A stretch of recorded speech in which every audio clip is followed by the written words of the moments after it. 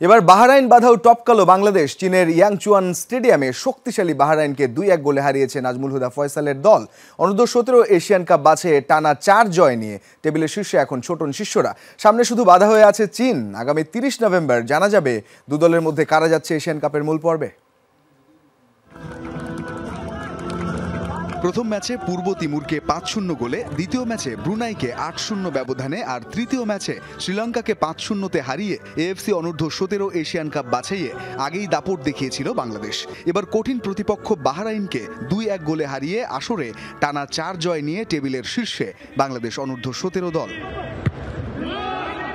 শুক্রবার ইয়াংচুয়াং স্পোর্টস সেন্টারে ম্যাচের প্রথমার্ধ ছিল লড়াই আর উত্তেজনায় ভরা, তবে গোলের দেখা পায়নি কেউই। ফয়সাল, রিফাত ও অপু দারুণ কিছু সুযোগ তৈরি করলেও সেগুলো কাজে লাগাতে না পারায় গোলশূন্য সমতা নিয়ে বিরতিতে যায় দুই দল। দ্বিতীয়ার্ধের শুরুতেই আক্রমণের ধার বাড়ায় বাংলাদেশ। 47 মিনিটে মানিক রিফাতের বাধা হয়ে দাঁড়ান বাহরাইনের গোলকিপার, তবে 59 মিনিটে সাব্বিরের লং থ্রো ক্লিয়ার করতে ব্যর্থ হলে বায়েজিদ সুযোগ লুফে নিয়ে দারুণ এক শটে বল জালে পাঠান। বাংলাদেশ এগিয়ে যায় 1-0 ব্যবধানে।